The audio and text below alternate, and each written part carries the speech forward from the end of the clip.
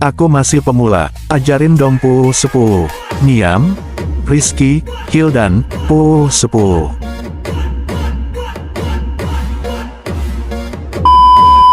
Assalamualaikum warahmatullahi wabarakatuh. Kami dari kelompok 3 akan mempresentasikan makalah kami yang berjudul Uang dan Konsep dan Value of Money dalam Pandangan Islam. Kami beranggotakan 3 orang. Yang pertama Hildan Ayatullah Zain, Muhammad Niam Jamaluddin, dan Rizky Ahmad Kurniawan. Langsung saja menuju ke abstrak. Uang yang digunakan dalam Islam adalah uang yang tidak mengandung riba penciptanya. Bentuknya bisa berupa uang bertubuh penuh atau uang fiat 100% standar Islam.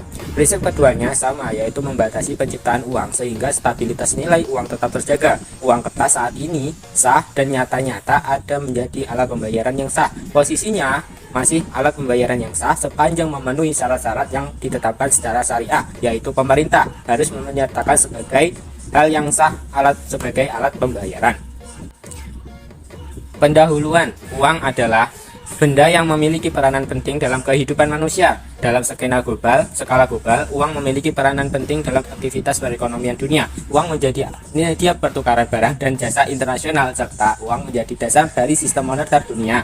Pada mulanya, dalam sistem perdagangan dunia, orang melakukan transaksi dengan menggunakan sistem barter. Sistem barter ini merupakan sistem pertukaran antara barang dengan barang, atau barang dengan jasa, atau sebaliknya.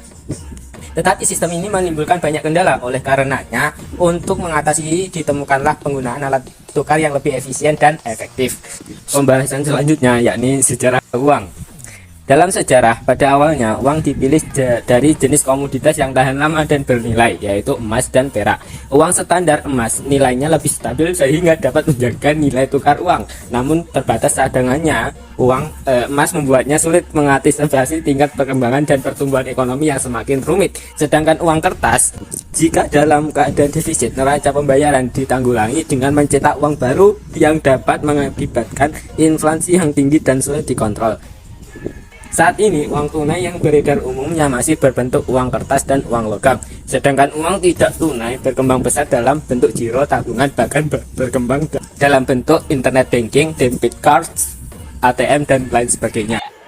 Ya, terima kasih untuk waktu yang diberikan.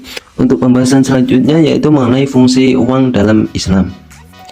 Secara umum dalam ekonomi Islam, uang memiliki 4 fungsi utama, yaitu yang pertama, alat tukar, yaitu uang dapat digunakan untuk membeli semua barang dan jasa yang ditawarkan.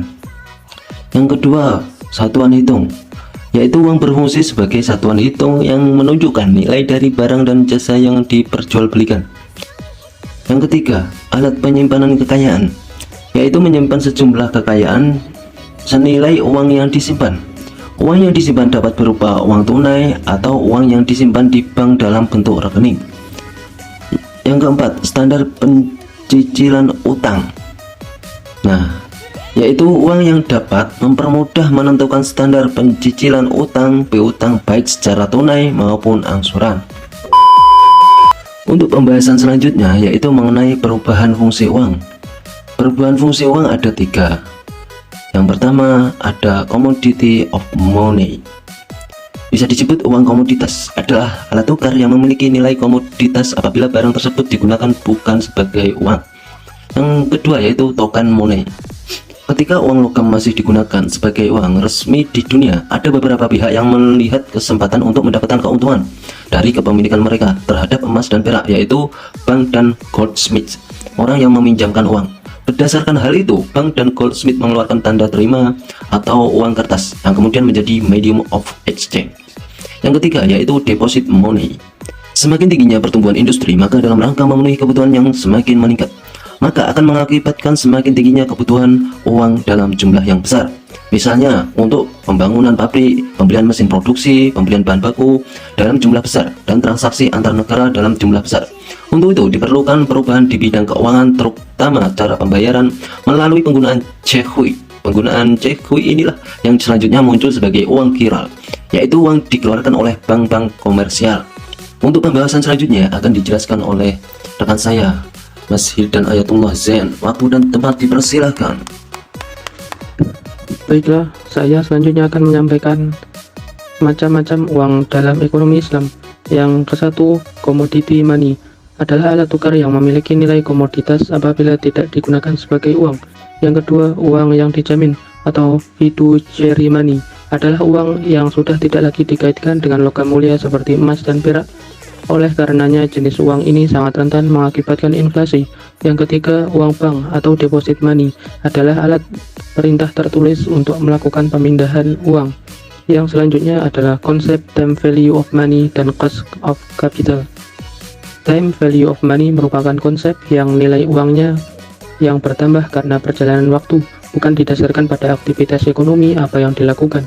Sehingga hasil dari konsep time value of money ini adalah adanya bunga yang erat kaitannya dengan riba.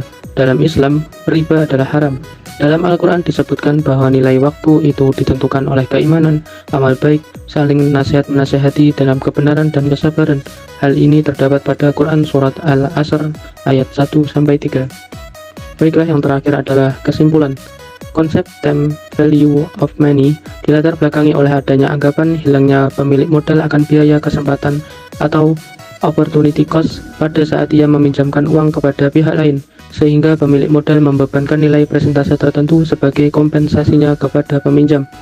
Sesuatu yang diinvestasikan tidak dapat dipastikan akan memberikan keuntungan kepada pelaku investasi. Walaupun mendapatkan keuntungan, maka tidak selamanya keuntungan dari investasi tersebut sama jumlahnya dari waktu ke waktu.